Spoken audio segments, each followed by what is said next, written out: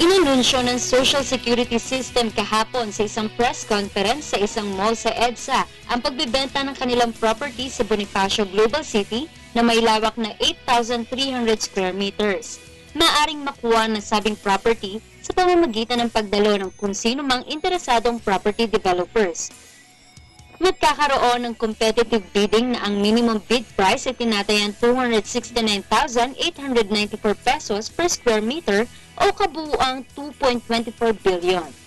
Ayon sa SSS President and Chief Executive Officer na si Emilio S. De Quiros Jr., ito ang pinakatamang oras upang magbenta habang ang presyo ng lupa ay mababa at ang nasabing pagbebenta ay nag-aalok ng malaking oportunidad sa mga property developers na makakuha ng matibay at malaking lugar na siyang tamang-tama upang pagkakitaan. Ang bakanteng loteng ito ay kilala sa tawag na Block 56 na matatagpuan sa kahabaan ng McKinley Parkway na malapit sa ilang commercial areas gaya ng Market, Bonifacio High Street at isang mall sa Taguig. Umaasa ang SSS Chief na ang public bidding na ito ay makakain mga domestic at foreign investors dahil ang nasabing lokasyon ng property ay matatagpuan sa tinaguriang heart of growing business markets and financial activities.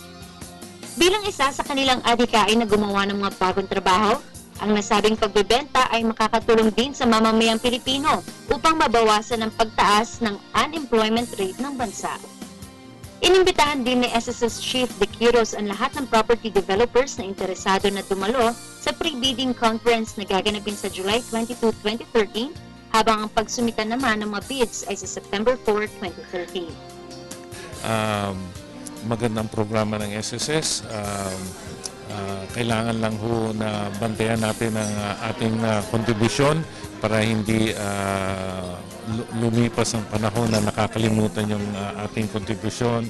Saka kung meron man tayong utang, kailangan hong bayaran kasi kung hindi, pagdating ng panahon, mapupuspon yung pagtanggap ng pensyon kung hindi mabayaran ang utang.